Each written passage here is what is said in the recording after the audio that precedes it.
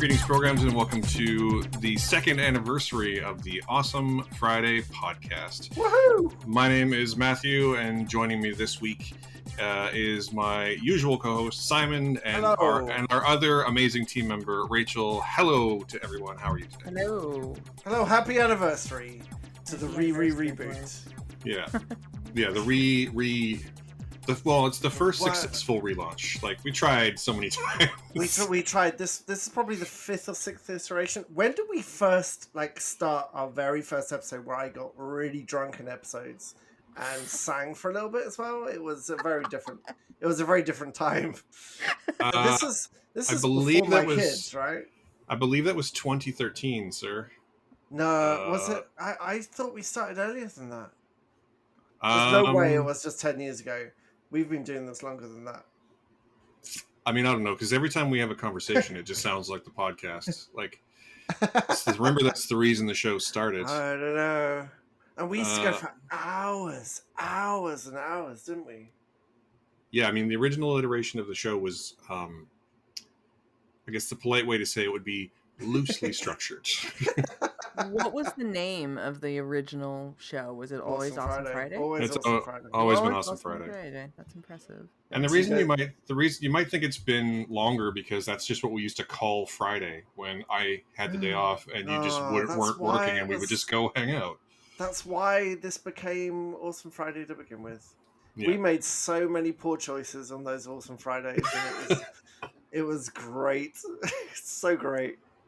I think you might be right that it's longer than 2013. Yeah, it must be longer than 2013 because I was definitely still drinking when we started. So. And I didn't have children when we started, and he was born 2011, so it was earlier than that. And I will be 10 years sober this year, so it's definitely more than 10 years. Congratulations. Wow. Yeah, thank you. Yes. Very congratulations. How about you, Rachel? What was your journey to Awesome Friday? Was it just like you got to know me and then you were on the show pretty much? Like the journey. What was my journey? Was it just that, like, was it really just, I think one time I was like, I think I messaged you and Dakota, your ContraZoom co-host, and I was like, I need a co-host this week. Who wants to do it? And you were like, I'll do it. Because I was away. I went away. That's right. Yeah, I mean, it was definitely through Dakota that I came to know of you, and I can't remember the first time the first time we spoke, or the first time did you come on ContraZoom first, or did I come on Awesome Friday first? So I definitely was on ContraZoom first, but I'm pretty sure I'm pretty sure you weren't there. Pretty sure it was just like me and Dakota. Yeah. And it was a while ago. Like, I don't know what he's so good about keeping track of episode numbers, but I know that was in the mid 100s was the first time I came on, I think. That's easy enough to look up, actually. Let's see. And yeah, of course he has a spreadsheet. But no, I think it was just through Dakota, that I ended up on the team, aware of you guys, and then it took forever to meet Simon. Forever, I remember that. Well, because you were my super sub. Yes, that's how you originally came on. I think this is probably going back a couple of years when I went to England for a couple of weeks, and that's why you stepped in to co-host, and then when I came back, we didn't really know each other to talk. So you were like, you were on and I were on and alternating, but our ships sailed in the night. We didn't cross paths. But and then I think Matt forced us together. He did. Thank you, Matt. He did. Thank you. I mean, that sounds correct. I'm pretty sure that Rachel, the first time you guested on our show was last summer. I think it was probably right after our first anniversary. I think Simon, you went away in August of 2022. Yeah, that's right. And I think Rachel, you subbed in. Oh no, it was June. It was June last year, so it was slightly earlier. June 2022. We talked about the Phantom of the Open and Hustle. That's right. Oh yeah, I do remember that now. Yeah. Yeah. Okay. I'll say I'm on the ContraZoom website, and you were on ContraZoom the first time was September 28, 2021. And it was for Vancouver International Film Festival preview episode. Yeah. And I'm not on the team, but I have become somewhat regular on your show too. I think I have my 6th or 7th guest appearance this coming week. Dakota likes to call it friend of the show. Yeah. Friend of the show. And Simon, you've been on the one time, and you might even go back sometime. I'm not watching the inbox. Look, here's the thing, right? I'm an introvert, and when I get introverty, I get nervousy, I get talky, and I talk, and I don't know how sports came up, but I kind of dismantled hockey, without actually asking Dakota what his opinion was on the thing that he loves the most, which is hockey. So I don't know. I don't know. I'm not sure he's ever going to forgive me, Dakota. I'm so sorry. I will say, I think that is a reason you and I get along so well, though, because I am a fairly introverted person as well, and so I think that we just kind of ramble on. Yeah. In the introversion. Yeah, I was going to say, I listened to that episode, and there's definitely not a lot of hockey talk in it. So I think this was literally when he joined the call. He's like, "How are you?" And I'm like, "I'm fine. I really fucking hate hockey."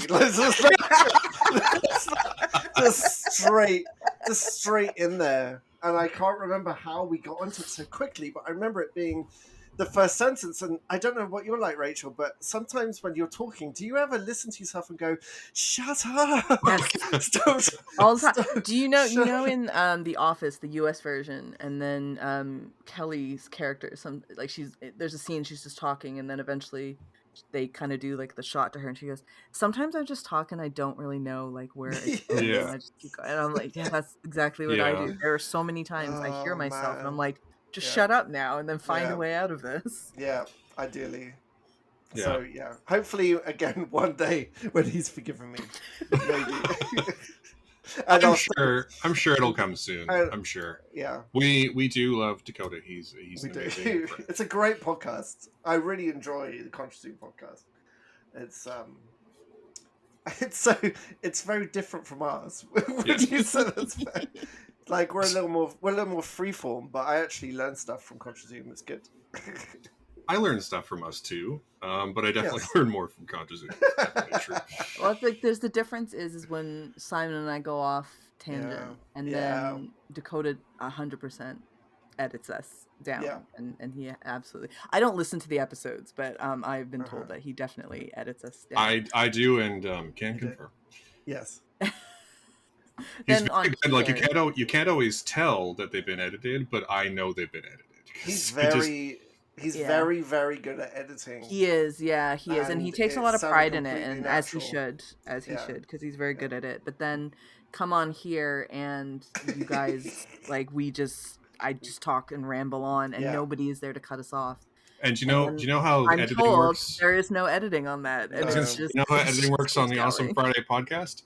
I record the show, and then I put it into an audio editing program. And then I put the theme music at the beginning and the end, and then I hit export. But this was very important to me. I always wanted this to be basically like our conversations that we've always had our entire lives knowing each other. There's really no difference, and it's nice. It's authentic. I like it. And it's the way I want it to be as well. There's been, I think, in the last 2 years, there's been maybe a handful of times I've actually edited something out, and usually it's like, the call is dropped and I've had to like cut around it. And that's basically it. Have you ever had to edit something out because one of you guys said something that maybe you were like, I'd rather that not be in there? Because I've definitely done that to Dakota. I've told him to take some stuff out sometimes. I'm sure that I couldn't tell you what instance of that might have been, but I'm sure, I think we've probably both done it at least once. Yeah, I definitely have had that conversation with you, and I had no idea what it was. But it has happened, Yeah, for sure. Well, this is our 2nd anniversary. Before we get going too much further, I'm going to do the professional thing again and take care of some of the housekeeping at the start. So if you're listening to us now, thank you so much. Do check out our website, awesomefriday.ca, and check out our Patreon, which is patreon.com/MCSimpson. If you are a subscriber, which starts at just $2 Canadian a month, which I think is pretty reasonable. You get to hear all of this kind of conversation even more. This week, we spoke for 35 minutes or so, and we talked about road movies and single takes. And what was the other thing we talked about? We talked about 3 things.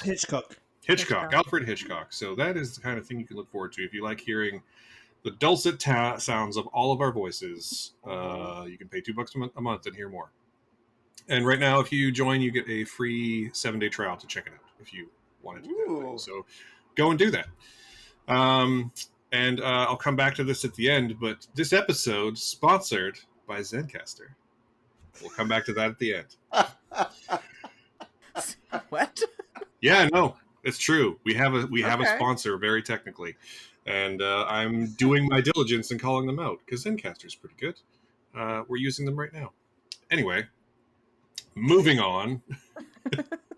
Sorry, the look on Simon's face is currently perfect.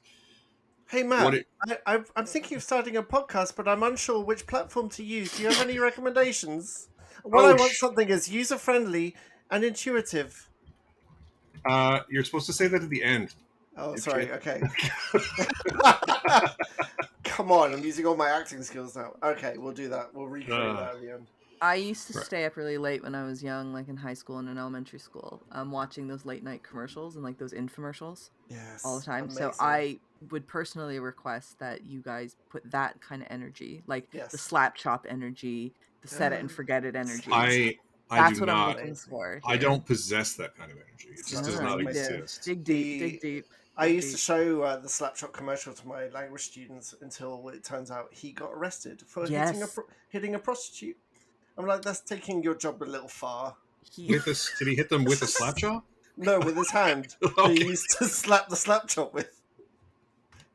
Like, the commercial has lots of close-up of his hands, like, slapping the shit out of something. I'm like, am I mistaken? Is the slap chop guy the same guy as the ShamWow guy? Yes. Yeah. His name's Vince. And, he ended up being a real bag. But not the same guy as the OxyClean guy. That was a different guy. No, OxyClean guy is very different. OxyClean, though, what a product. OxyClean. There's a whole other podcast in here about, like, infomercial advertising from the 90s. Loved infomercials. Are we sponsored by OxyClean as well? Nope. I want to know what a product OxyClean is. This episode is only brought to you by, at least in part, by Zencastr. By Zencastr. I know, right? You have to say Zencastr, though, like by Zencastr. By Zencastr. In your voice, absolutely. We don't have the... Guys, join Zencastr today. Like, you've got the best voice for that. So if you could just say Zencastr again for us, that would be great. Thank you. Edit that, splice it out into the end. There's your edit there, Matt. That's the edit you're looking for. I mean, honestly, yeah, pretty much.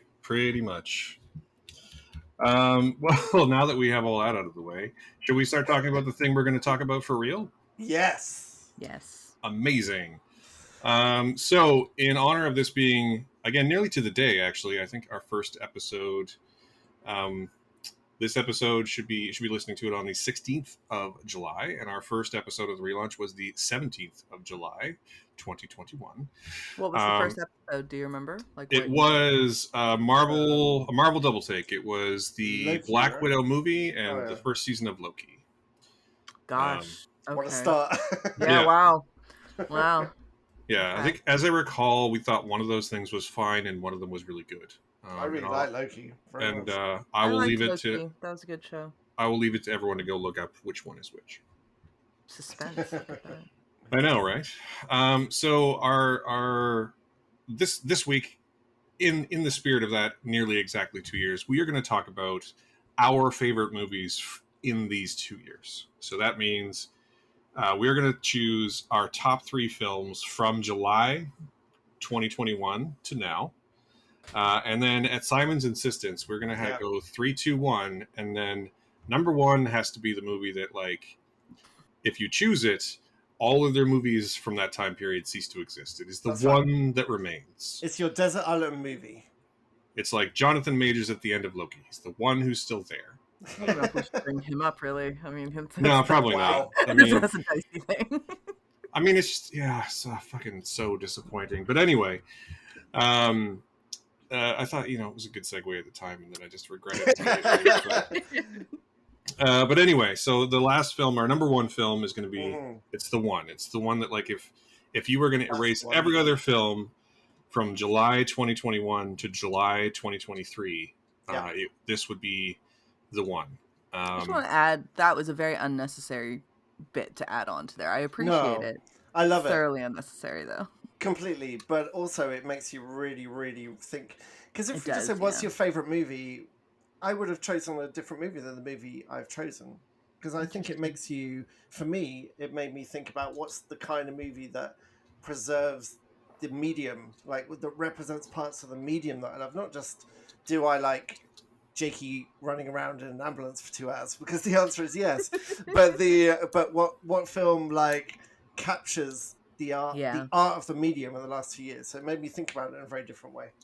I like Nuclear Options. Adds a bit more pressure.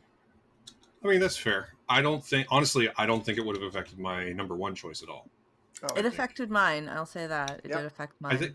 I think it did sort of affect what I chose as my like number 2 and 3. But I think the film that has been my favorite in these last 2 years was always going to be my favorite, like no matter what the options are. So it was actually nice to have that level of clarity, because I usually don't with these things. Usually I'm really bad about like ranking art of any kind, but this my number one choice stuck with me in a really major way. So yeah. Before we actually start the list properly, is there anything you want to confess to not having seen in the last 2 years, Rachel? You've probably seen more than us, to be totally fair. But is there anything you've missed? I'm sure I have. I can't think of it right now, but I'm pretty confident I have missed some pretty glaring movies. Because I don't do that. Do you guys do that thing? I mean, not to say that the Oscars are the be-all and end-all, but I've never done the thing where you watch all of the movies that gets nominated. And so in doing that, you end up missing some pretty big films sometimes.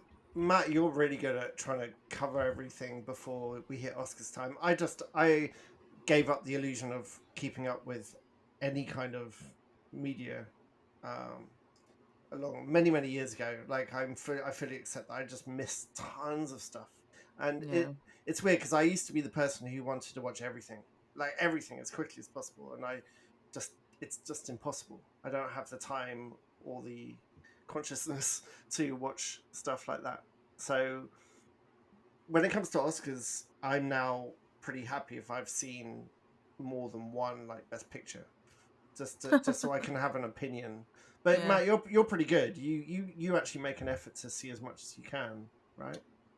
I mean, I do. I don't make as strong of an effort as I once did. I've had a lot of other things going on in my life, so not like obsessively trying to see everything was actually like a very good thing for my mental health. What was that year where you watched, like, you tried to watch everything and it really got to you? Like, I was 2021 actually, or 20. No, that was 2020. How many films did you watch that year? Was it 2020? I don't remember off the top of my head. It was a lot though. Yeah. In fact, I could just look at my Letterboxd and tell you. Because I feel like it's pre-pandemic. It might have been 2019. Well, there was a year when I was very much trying to like make the website a thing, and I just wanted to make sure that I saw all of the things. And it wasn't just that I saw all the things; it's that I went to a ton of festivals that year too. Right? That's right. Virtually attended a lot of festivals as well. I think it was 2021, but I don't remember for sure, to be totally honest. Actually, it might have been 2020, because 2020 was the first year that I attended Fantasia and a few other festivals. It's probably 2020. And I got totally burned out. I took like the first three or 4 months of the following year just off. So it was definitely pre-podcast relaunch, because I was just writing all the time. And I think the podcast was my way to get back into having a bit of purpose in my film watching. What was your guys' like motivation for, like, Matthew in particular, like having, you said you wanted to make the website a thing, you wanted to do, like, then you kind of shifted over to the podcast, but what was the motivation in even wanting a website to be a thing? Okay, so the original story of Awesome Friday is that Simon and I are huge nerds, as I'm sure you're able to tell. What? I know, right? Shocking. That's a shocking revelation for everyone present. And we both love writing. We both love writing, but more importantly, we are friends. We are, we have a mutual friend circle that is, I think, both of our main friend circle. And we would go to parties, and inevitably someone would tell us to shut up about movies. And then someone suggested that we start a podcast instead, so we can have these conversations without derailing an entire party. And that's how the podcast started. So the website was just, I was honestly sort of born out of that. I was like, well, are we going to do this? And someone was like, yeah, let's do this. And so I did it. And then, but what was the motivation to be like, rather than this just be something? Yeah, like this is something we really wanted to do. It was like, work was shit. We both had jobs that we hated, and that we just wanted to do it. We just wanted to write for a living. I think Matt more than me, because I was in my teaching career, but you were in retail and just hated it, and started writing more and more and more, and your writing got better and better and better, and it just felt like there was a moment there where, like, what if we could do this? Like, imagine a world where we get paid to write about movies, and I think that little carrot on a stick was enough to really try and push it.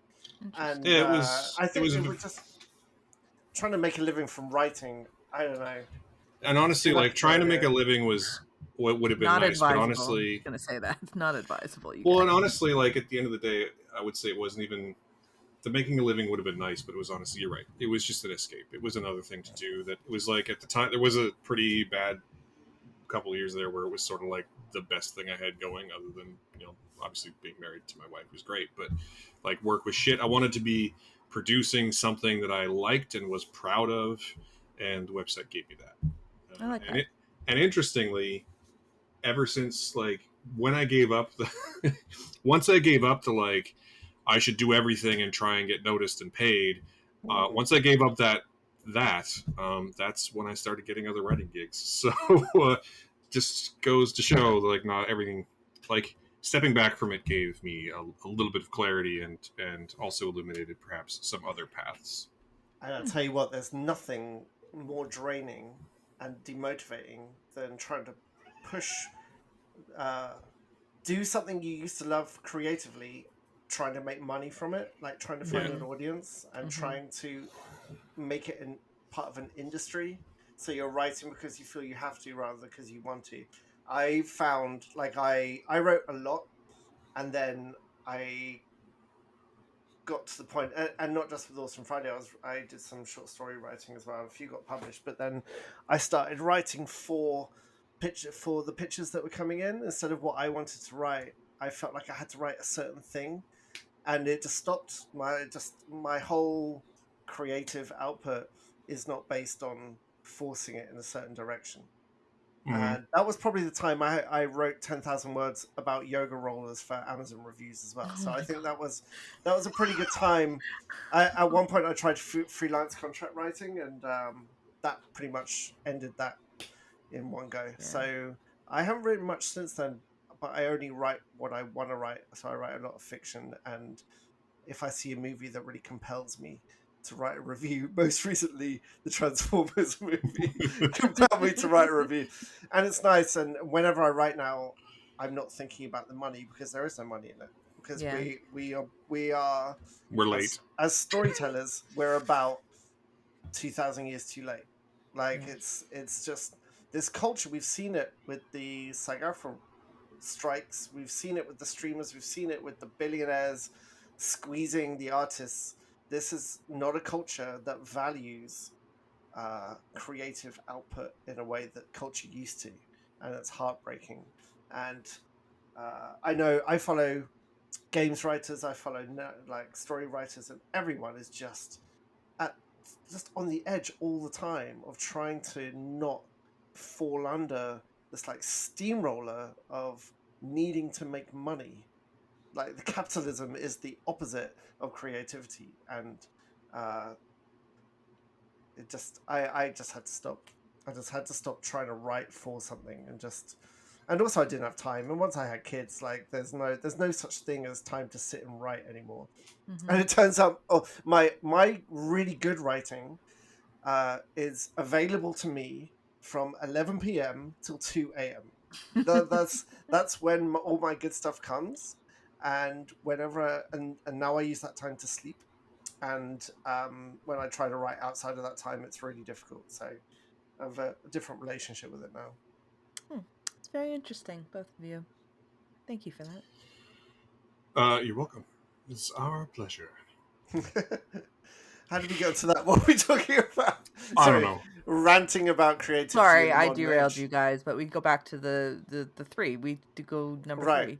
No, okay, I mean, honestly, I think when we started this, you said you wanted some time to ask us questions about the podcast. So if you have any more, I will continue to interject as we continue. Yes. Right. Well, let's maybe do our first round of picks. Do our 3s? Let's do our number 3s. Okay. So why don't we start? In fact, this time I will start.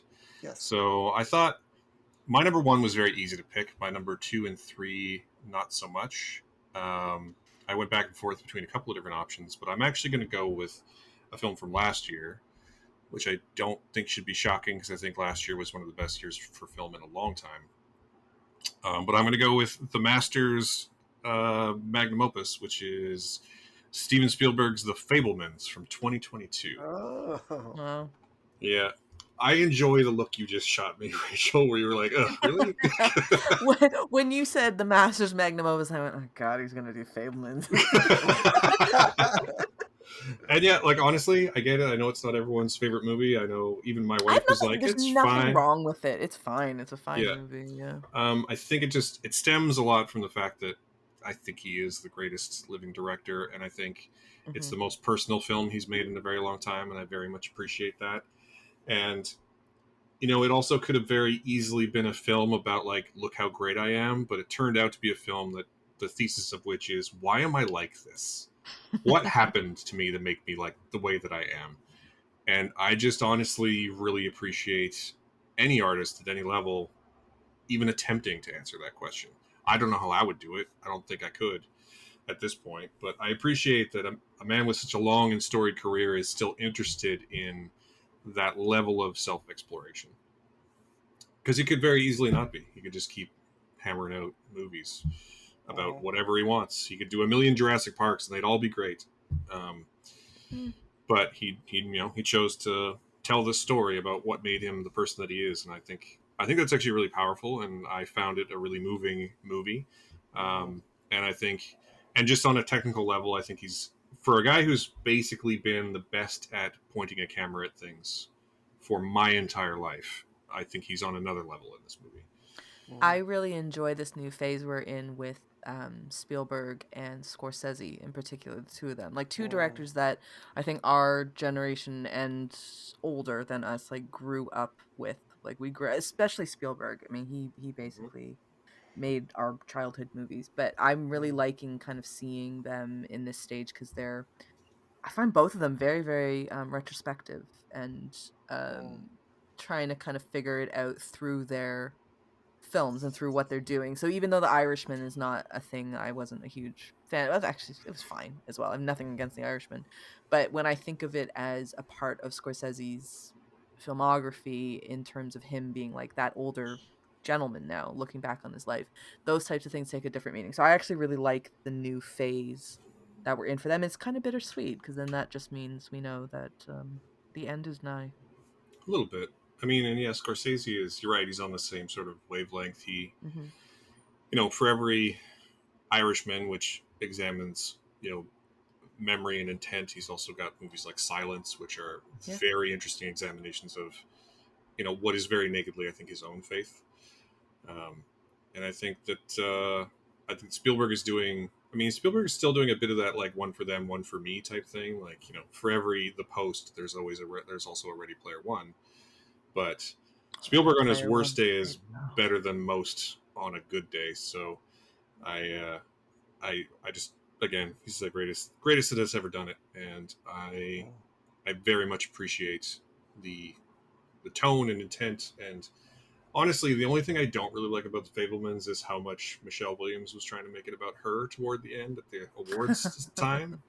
But that's not even a slight on the movie. That's just that I was kind of like, really, you're a supporting player, not the lead. But anyway, that's a whole other discussion. Yeah. So what I find interesting about Spielberg is that I spent a lot of my time trying to imagine what it must be like to have someone like Elvis or someone like Hitchcock alive and working and making art. We look back on these people now with this retroactive understanding of the impact they had, and I always found it impossible to imagine waking up and Elvis Presley has a new single out or Hitchcock has a new movie out. Like, what must that have felt like to have these people creating art in that space instead of growing up where they're already dead, like the body of work is behind you and you can examine it fully. And I guess I think I can answer that by being alive while Spielberg releases movies. I think people are going to talk about them in the same way, and it just feels very normal. I'm very interested in how normal it feels to have Spielberg making art in my lifetime, and in 50 years, someone's going to think about Spielberg in the same way we talk about Wells, and with the same way we talk about Hitchcock and the great masters of art being alive and creating that art in our time is fascinating to me. Yeah, the same way we talk about, to keep on theme, the same way we talk about John Ford today. Yeah, for sure. Yep. Anyway, moving on, Simon, why don't we go to your number 3 pick?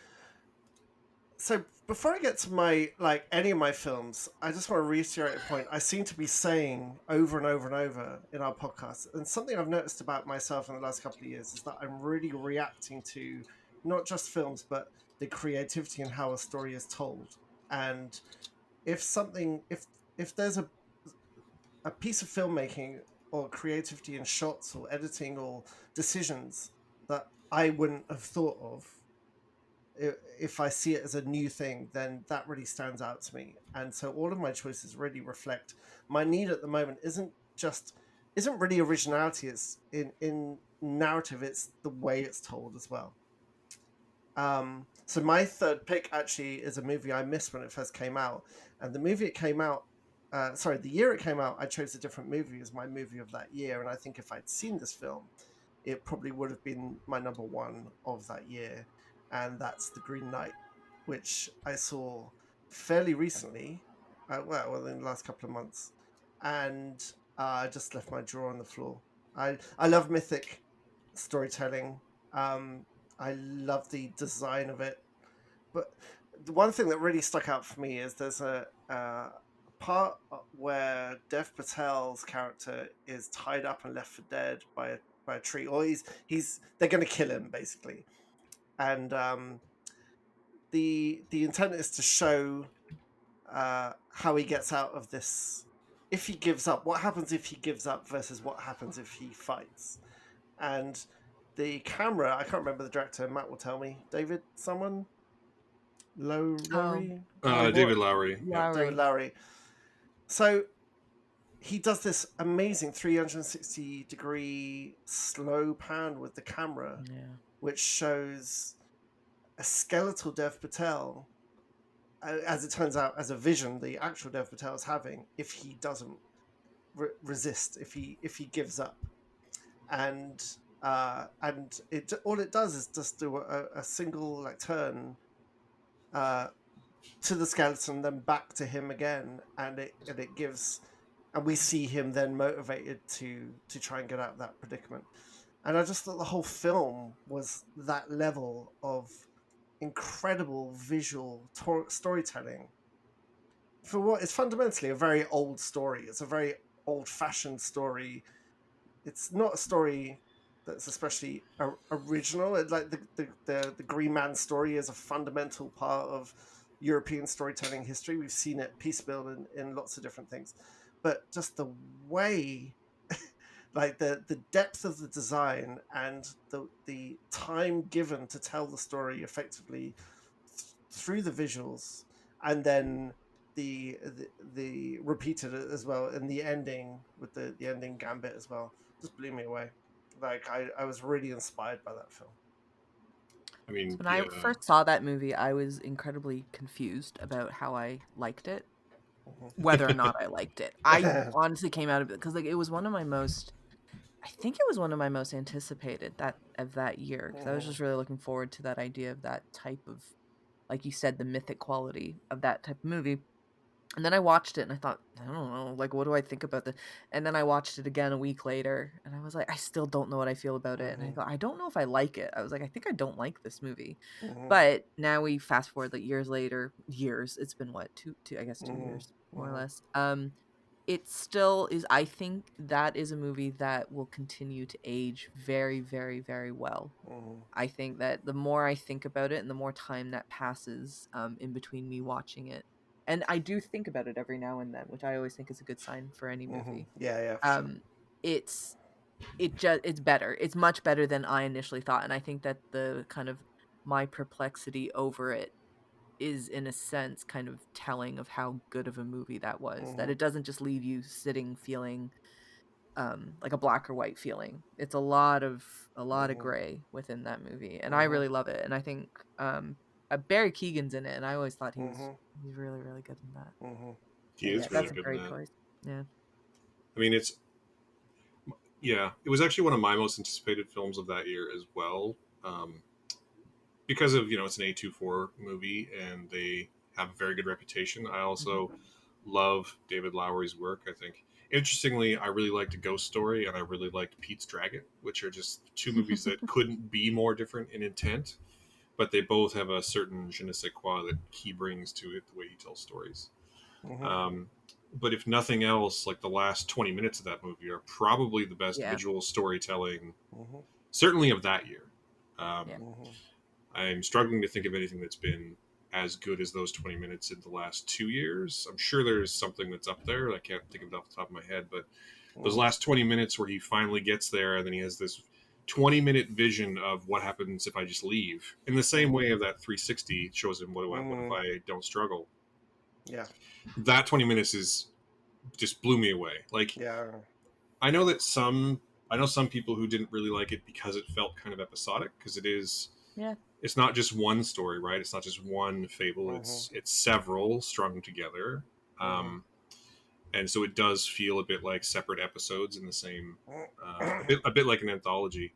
But that particular one just makes the whole movie for me.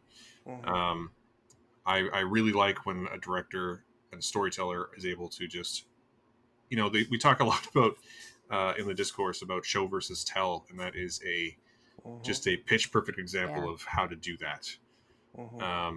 And then also just having Ralph Ineson as the Green Knight himself with the perfect voice. And I think actually the last line of the film, which is delivered by him, might be my favorite line read of 2021. Good. I want to go watch that movie again now. I haven't seen it. Couple years now, I think. I've had on the A24 website, I've had their like limited edition version of it in like 4K UHD with a storybook and everything in my cart for like 2 months. That's me in the Midsommar. I've had the Midsommar stuff. Just sitting waiting to buy it. I haven't done it. Look, can you see? I know. My limited edition print. I mean, Midsommar would have had a good chance to be on my list if it had come out in 2021 and not 2019. Midsommar would have been my number one if it had fallen in the last years. I love that movie. Yeah. I don't know that I need to watch it any time. I never want to watch it again. I've watched it so many times, you guys. I've rewatched the hell out of that movie. I watched it 3 times, I think. 2 or 3 times. I love it. I do need to watch it again. I think it's not just that it's disturbing, but the way I was disturbed during that watch, I don't want to watch it again because I know I won't feel like that. I want to keep that horror. Yeah. Much like when I watched Under the Skin by myself in a cinema. I want to keep that horror connected inside when I watch that. Yeah. It's interesting because I saw it, what turned out to be just the quote regular edition of it. But my wife went and saw it without me because I was doing something else. And she saw the director's cut, which has like vines growing in at certain points. Yes. And she saw it, and remind me to tell you the story another time. It's not really relevant, but she saw it with 2 dudes who were high on mushrooms in the next row over. No. Fantastic. So she has some stories about them like running in and out with just like hysteria. Yeah. Amazing. That's amazing. Okay, Rachel, what's your number 3? So I initially wanted Nobody, because I really love that movie. But it turns out that came out in March of 2021. So I had Oh, really? Yeah. Wait, did it? Very annoyed. It did. That feels really. It feels more recent than that. It does March feel more. 2021 movie, you guys, and time is meaningless. I love it. Time is a flat circle.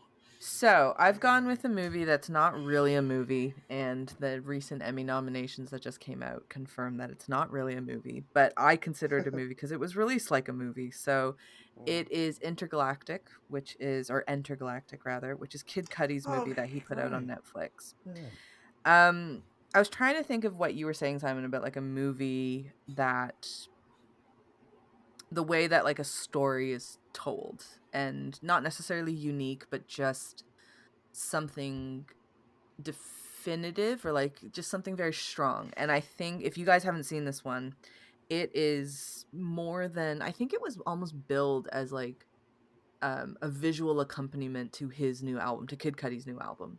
That's, I think, what the initial marketing was for it. But it is so much more than that. It is a wonderful love story between two young people in New York City. It's New York City animated in a way that somebody said to me it's just like Spider-Man, the Spider-Verse stuff. I don't agree with that. I think I can see where they're going with that, but I just think that it is the most, you talk about like somebody on mushrooms. It is like that. It's like such a fever dream of New York City in this bubbly poppy way, but yet very gritty and very urban and very, very real at the same time without being that. I think it's a gorgeous movie, and I love the story that they tell. It's a very, very, very simple story, but I think it's probably one of the healthiest relationships depictions I've seen in a movie in a very, very long time. And I love it. I put that movie on quite often in the background because it makes me feel cozy. And I think that when it comes to storytelling, it does something, Matthew, you say a lot, which is like, it just does something really well. Like it's not necessarily mind blowing. It's not necessarily anything that's going to pull the gravitational earth one way or the other, but it is very just storytelling done well. And if anybody has, I think it's still on Netflix. I'm pretty confident it is, but it just got nominated for an Emmy. So well done, Kid Cudi. It's a very great movie. That's a great choice. He's really great. I would have more to say, but I actually haven't seen it. It would be one of the ones where I would confess that I have not seen it yet. It's just had some Emmy nominations, isn't it, as well? It got nominated for like I think they call it a TV special, is what they're calling it. Yeah. But they literally released it as a movie. It was meant to be a TV show initially, and then they stitched all the episodes together, and they have chapters now. It's like chapter 1, chapter 2, and things. But I think it works, and it's wonderful, and the music is phenomenal because it's Kid Cudi. So yeah, I mean, that makes sense.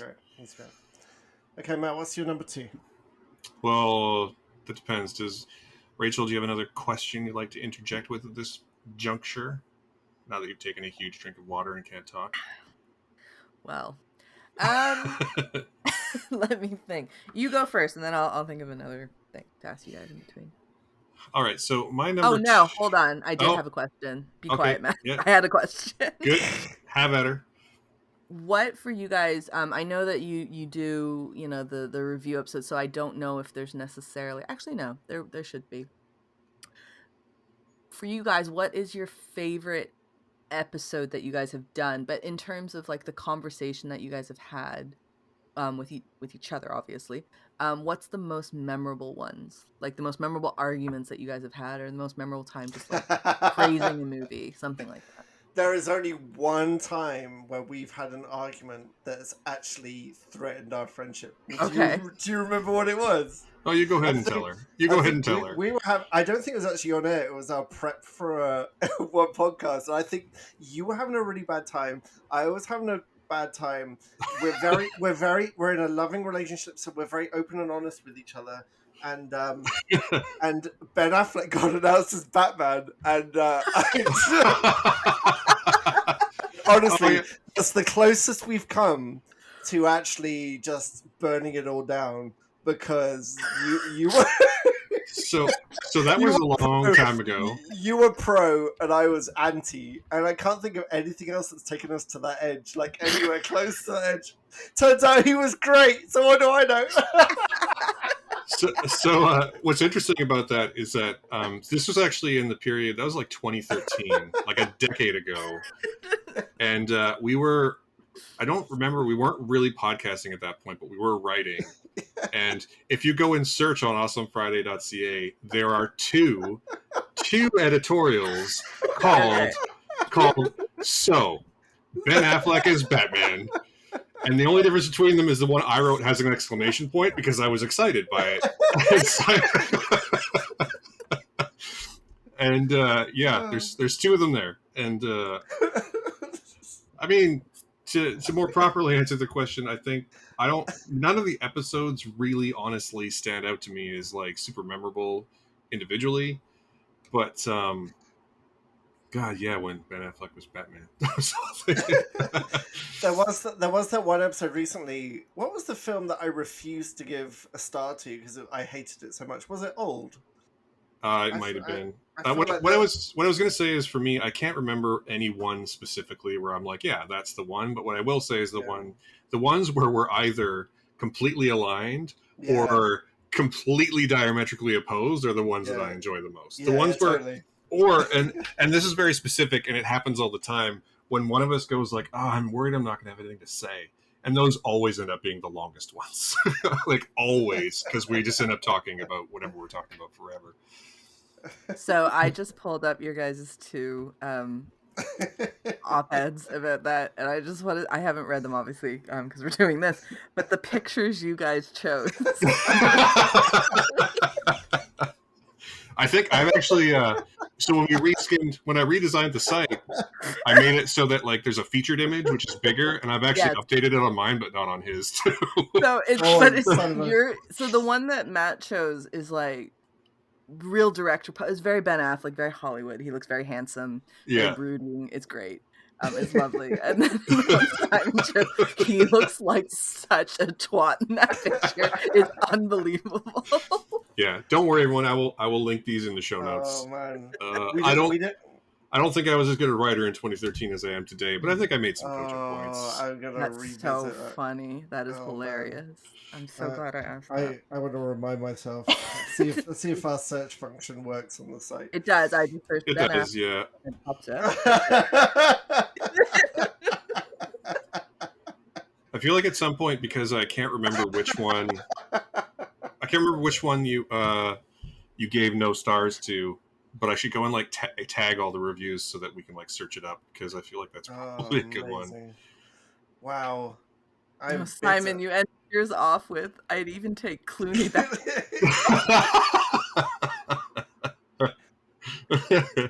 I've got a tiny confession to make. Oh, it was Ghosted. It was Ghosted earlier this year. Oh, okay. Ghosted, terrible movie. Ghosted, yeah, I refuse to give a star to, and you're like, so it's unrated. I'm like, no, it's zero. It's 0 out of 5. No, that one still has. That's a rating. That one still has 2. So what was it? Oh, really? Was it? Because I distinctly remember like we only give ratings 1 to 5, and you didn't want to give it anything, so I made a rating design, a thing that's like the shrug emoji for that one for you. I think it was Old, maybe. I don't know. Old? I'll see if I can find it while we're. Anyway. Oh, it was. I bet you. I think I just found it. I bet you that it was this one that's taking forever to load. Yeah, it was Cocaine Bear. Oh, Cocaine Bear, of course. Oh. Yeah, Cocaine Bear. I wrote, that's the only time I've ever written anything in my Letterboxd review, which is that would be the elusive 0-star film. That's the only writing I've ever done on Letterboxd. Oh, I like that movie. What's really interesting about that is that that's one of those episodes where, like, I gave that movie a 2 out of 5. I thought it was mostly inoffensive, but not very good. Yeah. But the other movie we did that week was Brother. So, like, I don't know. Sometimes I feel like our choices. I think it's really interesting. I think it always works that we do 2 films, but sometimes there just couldn't be more different, and I really appreciate that. Amazing. Okay, sorry, I derailed. Go do number 2 now, Matthew. Yeah, what's your 2? Okay, so you're gonna notice a theme. Maybe theme's the wrong word, but there's a few things in common with my number 2 and my number 1. But my number 2, and I don't know how to lead up with this, but it is the very quietly devastating Aftersun by Charlotte Wells. which is a film about an 11-year-old girl on a vacation with her father. It is shot and told from the point of view of the young daughter. And I was already aware of Paul Mescal at that point because my wife and I watched Normal People and really, really, really liked it. Like, he's really good in that. So is Daisy Edgar Jones. But when I saw this one, and I saw it quite late in like the run, I think I saw it right before the Oscars because he was rightfully so nominated for Best Actor. So I didn't see it technically the year it came out, but I don't know how to describe this movie other than just like devastating. Like, it is so interestingly and well shot. It does such a good job of putting you at the point of view of this 11-year-old child watching but not really understanding that her father is going through something while they're on this vacation. Simon, have you seen this movie yet? I don't think you have, right? I have purposefully not watched this film because I have a 9-year-old daughter, and I'm fully aware that any stories with kids like really get to me. I can't watch, as you know, Matt, I can't watch kids in danger. I can watch like Evil Dead Rise. I thought was amazing. That kids in danger is fine, but kids genuinely getting hurt or any kind of father-daughter, and like I've got a 12-year-old son as well, and I can watch father-sons getting in trouble, but not kids. There's something about a daughter relationship. I'm a complete, like, she's got me wrapped around a little finger. I'm completely like, hey, I know I can't watch that film. I know if I watched that film, I probably wouldn't be able to breathe for like a week, and I'm not ready to put myself through that. So it makes it difficult to talk about because I want you to see it because it is so good. And I don't want to spoil any of it, but the depiction of the relationship between Frankie Coiro's character and Paul Mescal's character, one that is obviously strained, one that she doesn't fully understand why it's strained, how the film goes to these really interesting places and ways to show you things that are happening that you as a viewer will understand, but that she will not, about what's going on with Paul Mescal. I just don't know how to describe. Like, if this movie didn't make my like top 10 of the year, but only because I didn't see it in a year, right? Like, it. And then there's I can't talk about it, but like the very last scene. So the main story is interspersed with all these shots of him dancing at a nightclub, and the last scenes of the film, which resolve that and also the main plot, just like hit me in the emotions with a 20-pound sledgehammer. I've heard that in a way that I just was not quite prepared for. And unlike a lot of other movies that have done that, it stuck with me forever. Like I still occasionally just like think of the last shot of that movie and go, oh God, like that was so like devastating and beautiful, and just the whole thing, it just washes over you in a way that I can't quite describe. I'm sure that's coming through. It's hard to talk about because you haven't seen it. But I haven't had a film reach into me and pull out my emotions like that since, I mean, the last film that really did that would have been Columbus in 2016, I think it was. Just like reached in and just like found something that, and just pulled it out, and I wept like a child at the end of that movie. And I get teary when I think about it now. So what I'm trying to say is you should watch this movie. Maybe one day. Yeah. Shall I do my number? Oh, Rachel, thoughts? Are you the one person I know who didn't like that movie? I wouldn't say I didn't like it. Okay. Like, I don't want to say that. But you wouldn't say you liked it either. Is that what's going on? It's just the movie, and okay. First off, I'll say that the movie didn't do anything for me. I'll just say that much. Like, I think it's a very well done movie, and I think Paul Mescal is amazing in it. As is the young actress. Was it Frankie? What's her last name? Corio. choreo. Like, I think it's a very well done movie. It just did nothing for me. Now, number one, I had COVID when I watched it, so who knows? Maybe that influenced my brain a little bit.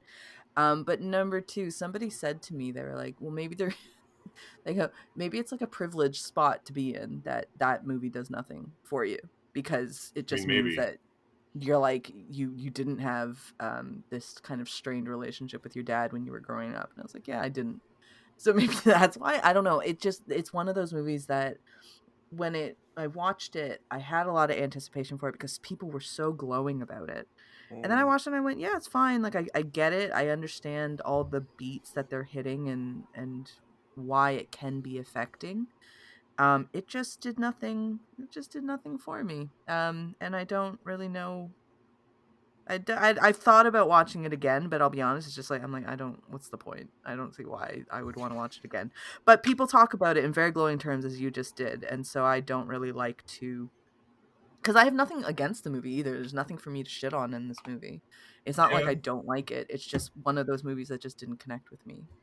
Yeah, I can sort of get that. I mean, I didn't have I wouldn't go so far as to say that I've ever had a bad relationship with my father, but I've definitely had times where my relationship with my father was fraught, would be the word, maybe. But it actually didn't connect with me in that way. It connected with me in a way where I very much connected with Paul Mescal's character. Okay. And it made me think about things. I am not a parent, but it made me think about what kind of parent I might be and how I might handle being a parent in a way that, again, just like ripped my soul out. Yeah. And I think I'm a little dead inside, and that might have also. Oh, you're. So, I don't know. I'm literally one of like maybe 5 people who are like, I just didn't do anything for me. I've read somebody, I can't remember where I read this now, but somebody was being very critical of it in terms of it being like, oh, it's boring, it's this, it's that. I'm like, I don't think it's any of those things. I think it's very well done. It's very good storytelling. It's very interesting storytelling. It's just not for me. That's all. That's fair. I mean, I will confess that another film along the same lines for me, even though I still give it a high rating, I didn't connect with. What was it called? Shit. The one with Stephen Yeun. Where he's like an immigrant farmer. Minari? Minari, that's the one. Yeah. Everyone talks about that like it's the best movie ever, and I recognize everything about it is great, and I think it's pretty good. Pretty good. Pretty good. I think that's the thing though. Like, there was a movie, Turning Red, and you guys know it, that came out, and there was like a critic who was very like rude about it. I think what you and I just did, Matthew, of saying these are 2 movies that we have absolutely no connection with for various reasons, I'm sure. But we can both step back and recognize it's still a well done movie. Like, that's just kind of how it is. It's just nothing that we personally connected with. But there was a critic who really went after Turning Red, and basically I remember that. Like, yeah, and that was, to me, that is like not a cool way of going after the movie. But I remember that because the old saying is that every day Twitter has a main character, and the goal is to not be it. And that guy was definitely it for a day or two. Yeah. Turning Red was on my shortlist. That almost made the cut. I love that film. Love that film. It's funny. The movie was basically meant for me, and I liked it. I think it's very good. I wouldn't say I loved it though, but I do think it was very good. If I had included 4-star movies in my short list, I think it would have been on there, but I did not. I only chose films I gave 5-star reviews to. Sure. Simon, what's your number 2? My number 2. So I talked about creativity. I am also a major part of my life is music, and I also like to be challenged. So my number 2 is Babylon. Oh my god! So that's amazing. Actually, I went into that film. I'd seen what's the Emma Stone Gosling La La film? Land. La La Land ruined me. So I wasn't sure. I'd heard Babylon. I heard so many people say that Babylon was a mess and not very good and crude and disgusting. So I wasn't sure going into this film. And from the second it started, from that the elephant into the party, into that. You talk about one shots. The one shot of the start of the party. I have no idea how they organized that one shot. The music, that soundtrack is just like, there's something in it, in that got I was just connected with that film, and then it just kept unraveling. And I love the idea of these old movie stars, in a similar way to it trod a lot similar ground that The Artist did, except I really hated The Artist, but I thought this was a really fantastic exploration of an actor learning that they're no longer in what the public want anymore. And as Margot Robbie's character ascended, Brad Pitt, who I think is brilliant in this film, just struggles to find where his place is anymore, and the whole thing is just shot with pure electricity. And then you've got Tobey Maguire as like the greasiest like S&M club owner, and it's such a dirty film. It is so grimy, and it's so covered in a thin layer of cocaine, and it's such a wonderful explosion of what it means to want to be famous and what that actually means for you as a person and your soul. And I thought the tied together brilliantly by Diego Calva as Manny, and then it leads to that moment where he goes to the movies and sees the future of film. And I know it's incredibly pretentious, but it just worked for me like gangbusters. The whole thing, like all the things I love, music and film and confrontational stories and just dynamic storytelling and just weird and grimy and dirty. It kind of felt like when I went to Vegas for 4 days.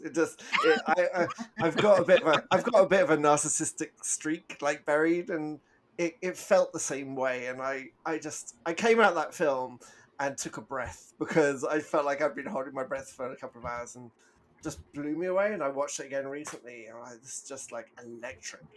And I can see why some people would hate it, because it does not hold back. I think many people described it as like career suicide for the director, because he takes aim on this industry and does not hold back. And I think it's incredible film.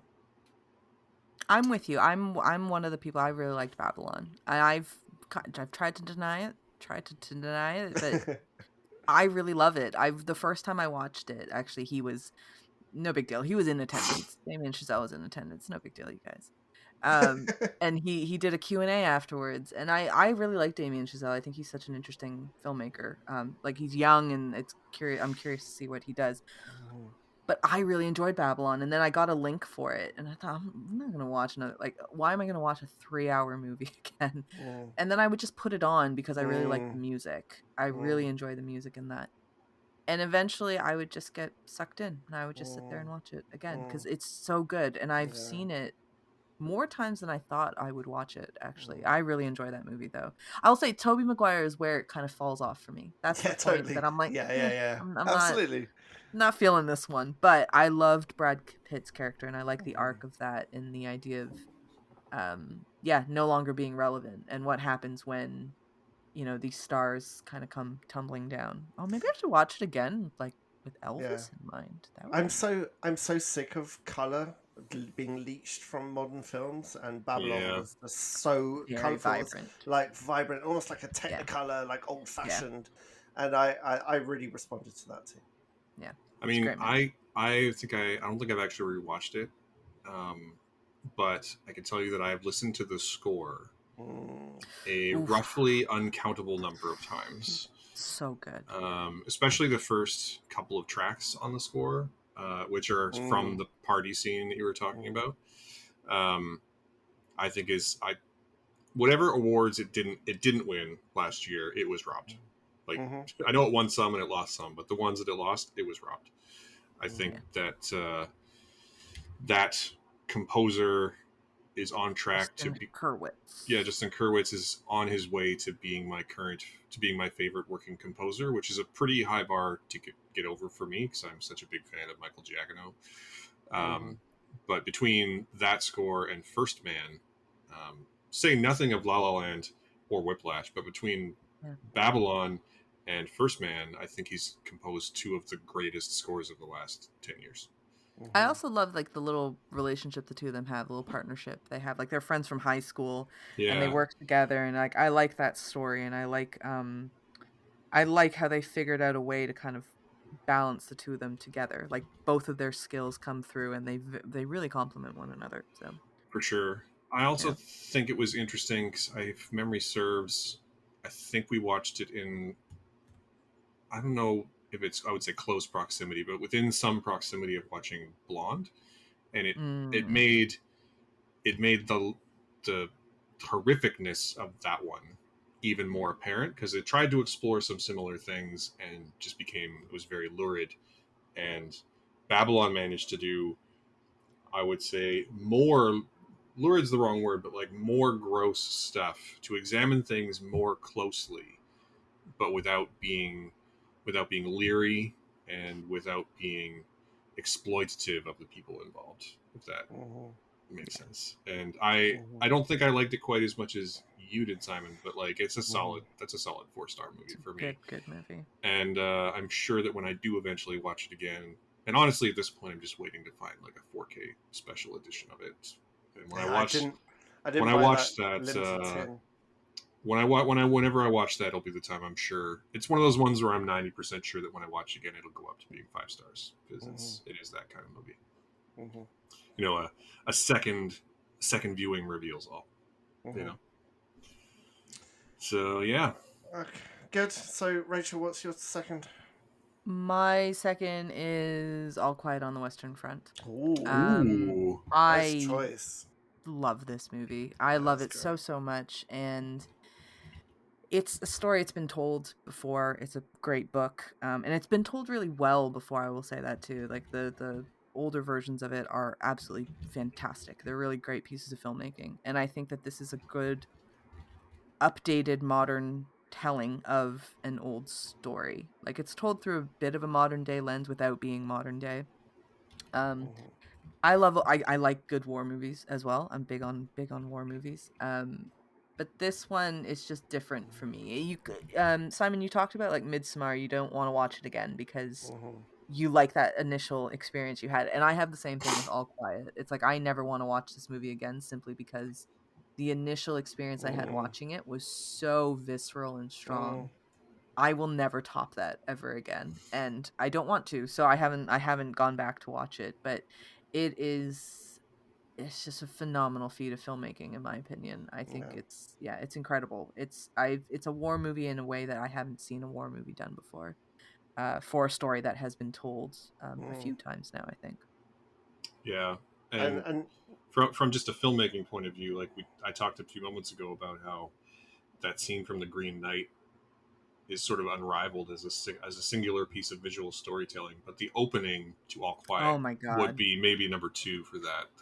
The whole section where it just follows the uniforms, from the out to the front and back again, is just gut wrenching.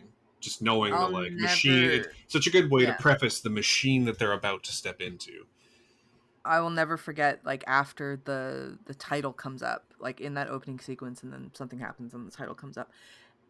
The theater I was in, it was packed. Like, it was absolutely packed. And you either heard silence and then a few gasps. Like, people were like, oh my God. Like, it was such, it was the strongest opening the most emotion I felt in watching the opening of any movie. It was incredible. What struck me about this version of All Quiet is that I've watched a lot of war movies. I studied Second World War in history when I was in college, and so we watched a lot of different war films. And I don't think I've seen a war movie that truly captured the horror of it, the reality of it, and the absolute hopelessness of being in that situation, and not there's no exit just because you're heroic. Like, it doesn't matter who you are, and if you're if you're not high up, then you're going to the front and you're dying terribly. And that the tank scene really got to me.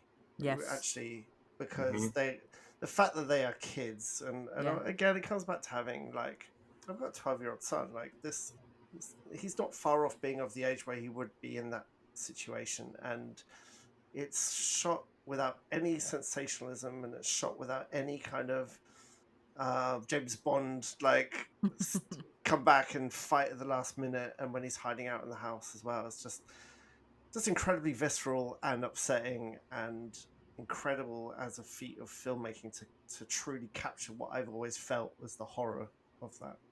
It's amazing. I think, as I recall, when we talked about that film, I think the line that we used was that it was the film that 1917 wishes it was. Yeah. Yeah, I like 1917, but I totally agree. Yeah. 1917 is what you're saying about, not to say 1917 glamorized war, but I think it is the pretty version of for sure. Yeah, what All Quiet is. It's just the nicer looking, more palatable thing, because I think All Quiet is upsetting is a very good word to describe it, that you said, Simon. I think it's a very, very upsetting movie, but it's great because it is so upsetting. Yeah, it really gets into it really dives into the horror of warfare in a way that, I mean, that we probably haven't seen since that year that we had Saving Private Ryan and The Thin Red Line in the same year. I think Dunkirk has elements where it's quite successful, especially at the end of Dunkirk, where they're coming back and the boys are so dejected and they think they're done, and they are bemused that they are greeted as heroes and broken in so many ways. And I think that Dunkirk has that element, but this is like a whole film of that, and knowing that it is so it's close to the book, which is close to the reality, and it's just like, how can one human put another human through that? I mean, the difference there is that Dunkirk posits that you can go home again. You know, like All Quiet is very upfront with the idea that you can never go home again. You know, like any great war story really honestly should be. Like the experience will change you. And even if you come home a hero, you'll never be the same. Yeah. And I feel like All Quiet is more successful in that way. Yeah. Well, good choice, Rachel. Excellent. So we get to our number ones. We're an hour and a quarter in, so we should get to our number ones. So this is our nuclear option. All other movies are deleted for the last 2 years. So Matt, the only things that will exist technically are our 3 movies, I guess. So it'd be cool if they complement each other well. Yeah, we don't know what the we don't know. Yes, we don't know what everyone's picked. So we might have chosen the same film at some point. If we've all chosen the same film, I'd love that. I sincerely doubt that's the case. Me too. But before we move on, Rachel, any more interview questions you want to get out of the way? I can't think of any. I've been really enjoying this, like, revisiting through your questions our history. So if you have anything, nothing more. I will say it is past midnight where I'm at, and my brain is not functioning at all. Let's do our firing on all cylinders. All right. Well, I guess I will start with my number one, the film to replace all films for the past 2 years, July 2021 to 2023, would be the feature directorial debut of Michael Sarnowski, starring Nicolas Cage. Pig. Okay. Yeah. That's one of the films I hadn't seen. I was like, I should have probably seen Pig before we did this. I said earlier when I was talking about After Sun that that movie reached in and pulled emotions out of me in a way that hadn't happened since Columbus, and that's a lie. Like, it happened with this movie too. And it's again, you haven't seen it, Simon, so it's really hard. I'm sorry that I'm going to spoil something. No, you be cool. That's fine. About it, but the scene that really hammers home everything about this movie. First off, it's a super weird movie. It's about a guy who's hermited himself, and his truffle pig is abducted, and he goes on a quest to get his pig back. It sounds at first blush like it's going to be Nicolas Cage's John Wick. It is very much not that. I'm just going to interrupt you and say they did market it like it was that. Oh yeah, like that's the thing that kind of annoys me about that marketing was like everyone says, "Oh, it looks like John Wick." Nicolas Cage doing John Wick. And I'm like, yeah, because they made us think that. Like that's what it was, and it was not that movie at all. But I mean, if you only watch the trailer, then I would not fault you for thinking that's what it was. But yeah, he he lives in the bush. He has a truffle pig. They find truffles. They sell him to a young man who's played by Alex Wolff, who I think is a super underrated performer at Very this much point. So. Yeah. Alex Wolff is the son of Adam Arkin in the film. Adam Arkin, who's only in the film for like 10, 15 minutes at most, but manages to own all of his scenes in a way that, we kind of forgot about Alan Arkin, and I feel like or Adam Arkin, and not Alan Arkin, Adam Arkin. And I kind of forgot about him, and I think that works in his favor for this movie.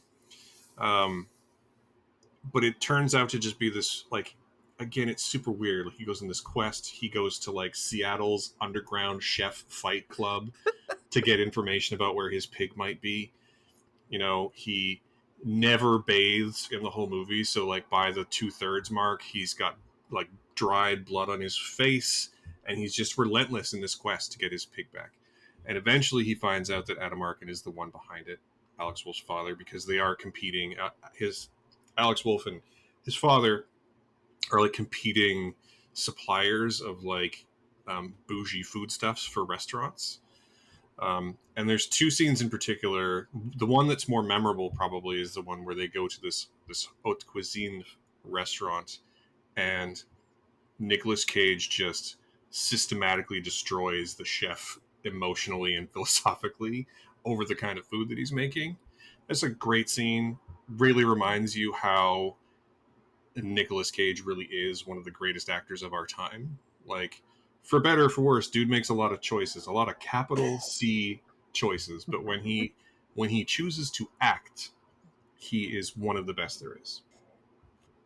But the scene that really hammers it home for me, and I'm sorry if you haven't seen Pig, but it's right at the very end where he is basically, Adam Arkin won't tell him where the pig is. So this character remembers every single meal he's ever cooked. And he remembers cooking like the dinner from Adam Arkin's first date with his now deceased wife.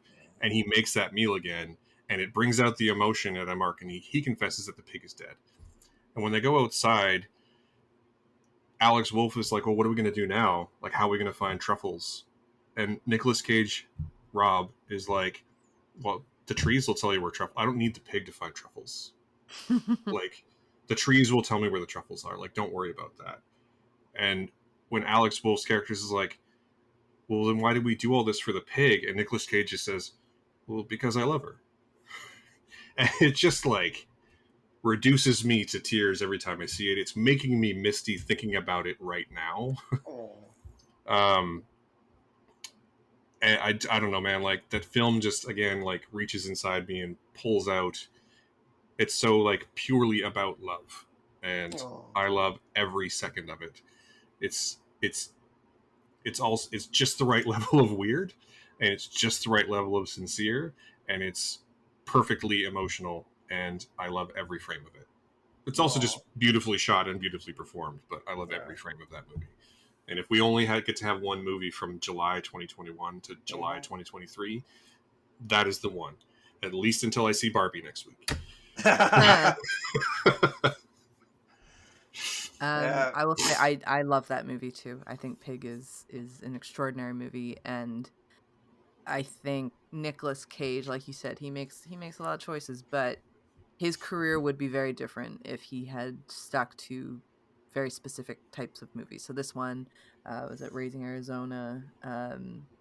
Many of that, but I love him. I think, Face Off, Rock, come on, Con Air. That we don't mess around with those. But yeah, I think Pig is a gorgeous, gorgeous movie, and I did love that kind of reveal at the end. Such a simple reveal of like, yeah, I never needed the pig for that reason. I just love the pig. Yeah, that's a phenomenal choice. I think it's such a great movie from the last few years, and oddly one that I don't think is underrated. I think that people rate it correctly. But I feel like not enough people talked about it because people would rather talk about something like a Renfield, which is a good Nicolas Cage performance, mind you. It's a very, very good one. But yeah, Pig is special. It's a special movie. Yeah, I think our conversations around Nicolas Cage are interesting because we often remember all the schlock, right? We remember that at one point he was nearly bankrupt and he just made a bunch of really shitty movies, and he made like 4 of them a year for a decade. Yeah. But what we forget to talk about a lot of the time is that for every like 3 or 4 of those, there's a pig, and there's a Joe, and there's a Mandy, and there's all these other amazing performances where he's like, okay, this is the one I'm showing up for. Like, this one's not for the paycheck. I'm interested in this one. And when he does that, I legitimately, like, without any reservation, will say he is one of the greatest actors of our time. But he just also makes a lot of schlock, so it's hard to call him that overall. But I legitimately think that. He's also my favorite Marvel movie. I'm not sure. Any excuse to talk about Ghost Rider, Spirit of Vengeance. Oh, which Marvel movie? Marvel Knights, Ghost Rider 2, Spirit of Vengeance is my favorite comic book movie, my favorite Marvel movie. One of my favorite movies, full stop. I have 2 copies of the Blu-ray. One up here, one with a lenticular cover, and I'm very happy with my choices. I just want to say this is an audio format, and Simon, his face just lit up looking up at his collection. His face just lit up saying that he had 2 copies. I love lenticular covers. Yeah. I mean, it does have a really great Kieran Hines performance in it too, as the devil. Great film. Mm-hmm. It's a great film. It's way too late to get me talking about why Ghost Rider 2: Spirits of Vengeance is a great film. Okay, the main thing being in the first Ghost Rider, they just did a full CG Ghost Rider and it was terrible. And the second one, they're like, "Hang on, we've got Nicolas Cage." Okay, honestly, how about we just let you be the demon and we CG over your face and it's amazing. All right, no more Ghost Rider. Like, honestly, we'll be here all night. Like, it's just... That's a special episode in itself. You might as well get me talking about Airplane or Star Trek 2. Okay, shall I do my number 2? Because it's getting late. My number one, sorry. Yeah, your number 1. My nuclear choice. So, my movie that has moved me the most in the last 2 years has entirely surprised me. I watched it again today just to make sure. I cannot get over how beautiful this film is, which is surprising because I literally hated this director's movies. Every other movie, apart from one. My nuclear film for the last 2 years that I want to keep is The French Dispatch by Wes Anderson. Wow. What? I told you. So I'm very confused by this because I've been very, very vocal about Wes Anderson in the past. Yes. Including on our shared Twitter chat, on the podcast, to many, many different people. Apart from Fantastic Mr. Fox, which I found interesting because I love the stop frame animation, I found his movies just really smug. I didn't enjoy the smugness of, especially something like Grand Budapest Hotel. Really hated Tenenbaums. Did not like Darjeeling. I just called my favorite Wes Anderson movie smug. Sorry, yeah, it is incredibly smug. But so when I put on French Dispatch, I put it on because it was on Crave, and I was curious. I think sometimes I just need an opinion. I wanted to make sure, like, I still hate him. It just something happened with the French Dispatch, and it's there in Asteroid City as well. I don't know if it's because he's becoming more theatrical, and theatre is one of my great loves. And French Dispatch is, I love the episodic nature. I love how it's about the power of words to tell stories in a theatrical backdrop, talking about art, and also it's the death of that editor. And it loops back around to something I was saying at the top of this podcast. I really think a lot about the death of writing as an art, and as our culture, we're moving away from it, especially with what's happening with AI at the moment as well. And I feel like it's a microcosm of so many things I love, and I love the episodic nature, and I love its theatrical elements, and it's one of the most beautiful things I've ever seen. It doesn't feel smug at all. It feels really honest. It feels really authentic. I love the wordplay. I love how precise it is. I love how much heart it has. I also love I've been to the town it was filmed in. So I'm I'm as confused as anyone else. And honestly, when I watched Asteroid City, I'm still processing how I feel about that. French Dispatch and Asteroid City share a lot in their presentation, especially in the theatrical elements that Asteroid City fundamentally pushes to the front. But I just rewatched it today and just blown away at how passionate it is and how authentic it is about the love that these people have for the things they're writing about, and that really speaks to me. And this, I can't think. I've been through every movie release of the last 2 years, like one by one, and hand on heart, I couldn't tell you there's been another film that's affected me so much as this film. So I mean, surprise. I mean, yeah. I'm surprised. I mean, I said this to you when you brought up French Dispatch in the chat, which was, I said I fell asleep. I've tried to watch it 3 times and I just keep falling asleep watching it. And it isn't to say it's a bad movie because I keep falling asleep.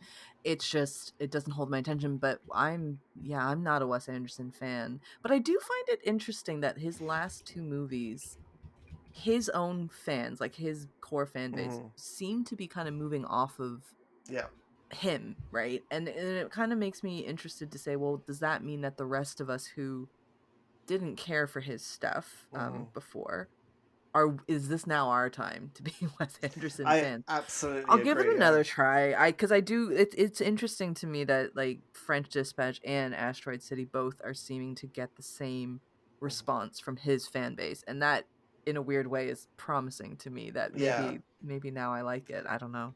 No, absolutely. I found it fascinating that the first film of his I loved is the one that the fan base disliked the most. Yeah. So there's definitely a change there, and it's a change that I'm responding to, and his other fans that I don't know what you thought of French Dispatch, Matt, but his fans of his other work are not responding to. So there's definitely something changing there.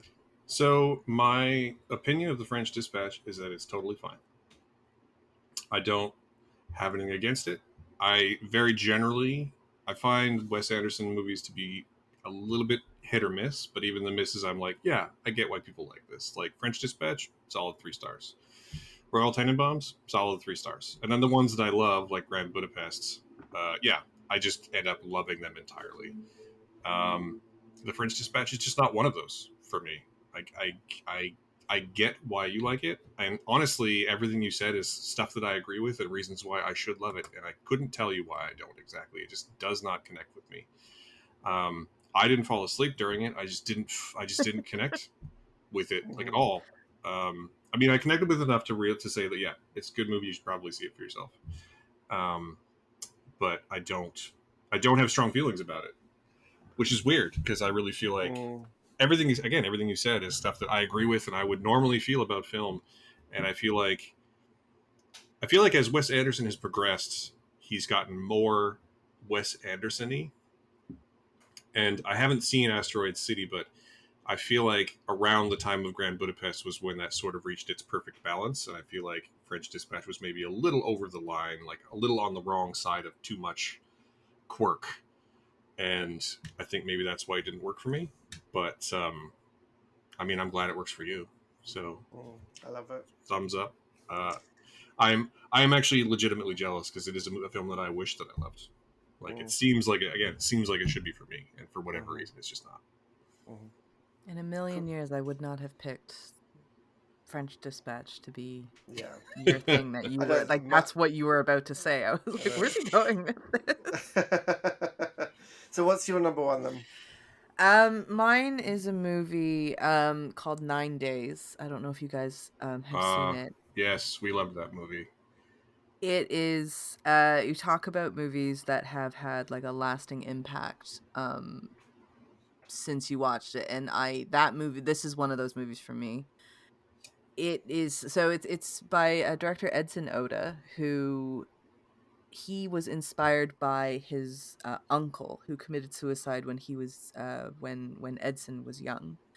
And that just stuck with him, obviously. And it's a movie about somebody who's an arbiter for souls. They get to decide which souls are chosen to go down into Earth and be born and become human and live a life and all that kind of stuff. So he interviews a bunch of different souls that, and they have, over the course of 9 days, he gets to decide who is best equipped to deal with Earth, to deal with living. And at one point he himself, so this is Winston Duke as well, who's just very, very phenomenal in that. Mm-hmm. It is just a movie that I could not stop thinking about. I went back to the movie theater and I watched it so many times by myself because nobody else is in the theater watching it. I just love it. It's one of those that I cannot speak highly enough of, and it's one I know I've recommended it to people and some people just don't get it. They're just like, is he God? I'm like, he's not God. Stop it. They're like, someone told me, they're like, we were waiting for like a twist, that it was like a reveal. I'm like, it's not that kind of movie. There is no reveal, there is no twist. It just is what it is. But it's devastating, it's beautiful, it is everything, and I love the filmmaking behind it too. It's very simple, it's very cozy, it's very lived in, and I love it, and it has stayed with me. I think about things like that a lot. Like I think about death a lot. I think about like purpose and what we're doing here and all that kind of stuff. I think about it too often, and this is one of those movies that just really hit the nail on the head for me. Mm-hmm. I remember when we watched this movie because it was maybe the biggest surprise of that year for me. Yeah.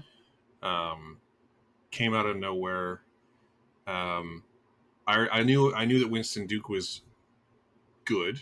And this is the movie where I was like, oh, okay, he's going to be an Oscar winner one day. Like he's going to be either a massive superstar or that guy who just cleans up Oscars later in life, right? Like, or both. Or both. He will be both. I remember remembering that, Zazie Beetz is phenomenal. And Benedict Wong, although his part is somewhat small, shows up in his natural Lancashire accent and is just the right level, brings just the right level of like levity to the proceedings. And then just the whole like existential crisis that this existential being is going through at the same time. And of course, resolving with that amazing monologue at the end. Oh, so good. From that Walt Whitman monologue. I remember very distinctly giving that movie 5 stars when we watched it. I love it. And I'm reasonably sure it was on my best of the year list. I'm 100% sure. I don't remember where, but it's definitely on my list. It was so good. So this is my French Dispatch. I didn't like it as much as you. There's so many elements of this film that I usually respond to for exactly the same reasons that you described. Like all the tones, the filmmaking, the cast. I love Zazie Beetz. I think she's incredible, and the rest of the cast is great as well. And it didn't resonate for me, and I'm surprised by that too. I thought this would be exactly my kind of thing, and it just felt tiny. It just felt a bit hollow for me at the end. Interesting. I can't remember. I get that too, though. I do understand that. I think this is one of those movies that either it hits or it doesn't, and that's a good way to put it. Yeah, it's there's some movies that universally I think hit, like All Quiet, for example. I don't know anybody who would watch that and come away being like, yeah, whatever. It's like, I didn't really feel very much for it. You'd be really weird. You'd be borderline sociopathic if you came away from that movie and not really felt anything.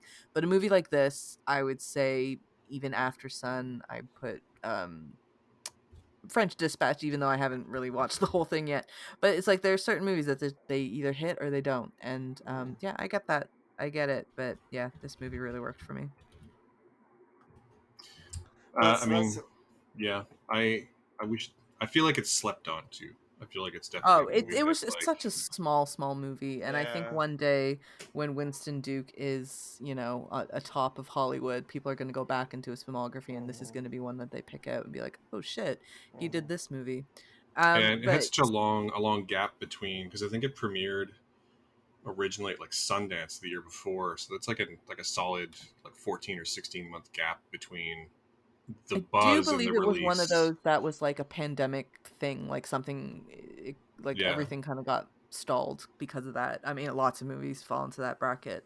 But what I was gonna say was we have 9 days, French Dispatch, and sorry, Matt, I forgot what yours is already. Pig. Pig was the number 1. Do they complement each other? They're kind of vibey in the same way, actually. Yeah, that's because they're all kind of vibey movies. It's a good triple bill. Absolutely. Yeah. Interesting. I think, they all touch on themes of like, well, obviously love, and how we attach love to people and things. I mean, a big part of 9 Days is that the main character is very involved in watching his previous choices, right? And the one he loves most is the one that makes a choice he doesn't understand, right? So his attachment and reluctance to attach to anyone else, I think, is a pretty big theme.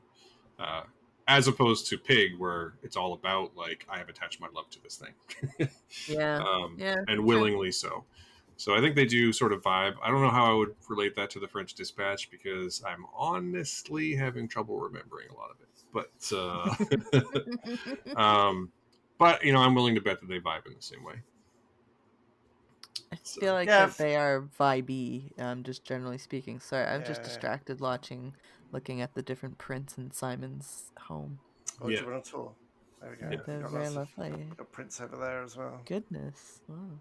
Coming over, come to Vancouver, come and stay. I know. Anytime I think I will be coming to Vancouver, not in the long future. I will be coming shortly, most likely. A friend of mine just had a baby over there, so. Oh, lovely. We do have a pretty big film festival that starts pretty soon too. Mm-hmm. So just saying. Which one's that? Is it the Vancouver? It's Vancouver. Yeah. The thing is, I got TIFF. And so yeah, but Vancouver is the one where you get to see the stuff you didn't have time to see at TIFF. That's the whole thing. It's just I'm always like, yeah, whatever. Like, it's a lot of stuff that got passed over at TIFF goes to VIFF, and then Anyway, I'm not here to shit on a film festival. I love VIFF.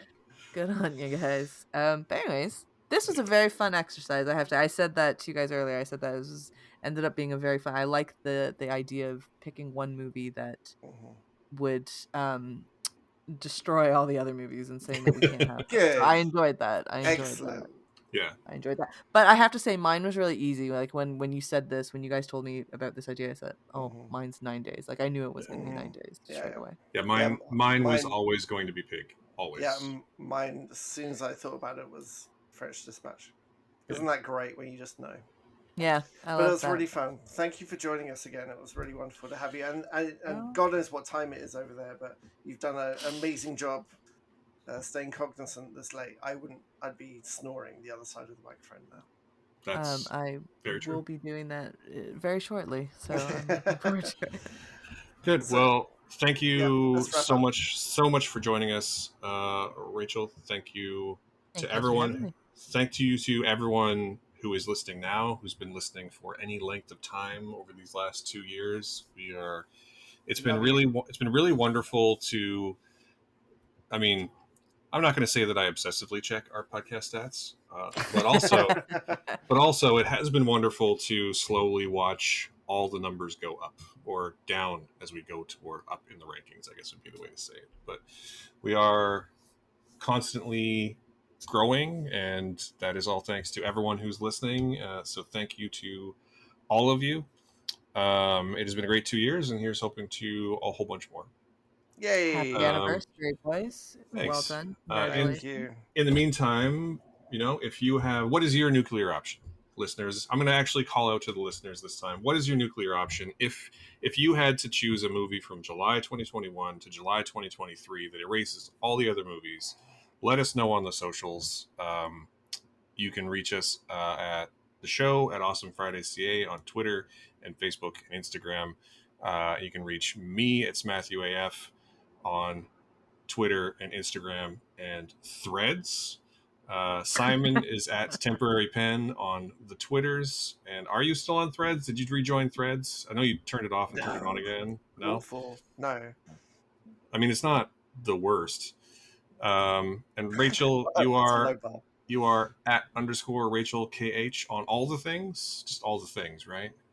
Pretty much anything worth anything worth being on. Yeah, no, yeah, pretty much that is it. Yeah, that is it. Good. And if you liked what you heard, of course, as always, we do have a Patreon. You can subscribe for as little as $2 a month, and you do get bonus content for doing so. What was I going to say? You can also, smash the like button on your podcasting platform of choice. Give us a 5-star review. All of those things help immeasurably. And Rachel, this is your warning because we record this here in Vancouver on the unceded lands of the Musqueam, Tsleil-Waututh, and Squamish nations. And also... and I'm recording on the traditional territory of the Mississaugas of the Scugog Island First Nations, the Anishinaabe, the Chippewa, the Haudenosaunee, and the Wendat peoples. Awesome. That is our show for today and for this 2 years. Thank you so much for joining us on this awesome Friday. Thank you. We love you. Hey again, friends. One last note. As stated earlier, this episode is brought to you in part by Zencastr, which is the easy-to-use recording and producing tool for podcasts. It is super easy to get started. You sign in and log in with the web browser. All of your guests get to record their tracks separately and in up to 4K audio and video. And you get to feel a sense of ease as everything is backed up in multiple ways, and all of your audio and video stays in great quality, even if the connection is unstable for you or any of your guests. We use Zencastr every week to record, and it couldn't be easier. I just log in, create a new episode, and send a link to Simon, and suddenly we are talking with audio and with video. And right now, it couldn't be easier for you to get started either. Go to zencastr.com/pricing and use my code AwesomeFriday, and you will get 30% off your first month of any Zencastr paid plan. We want you to have the same easy experience as we do for all of our podcasting and content needs. It's time to share your story. So once again, that is zencastr.com/pricing, or check our show notes where you can just click on our offer link and again save 30% off your first month of any Zencastr paid plan. We look forward to hearing your show.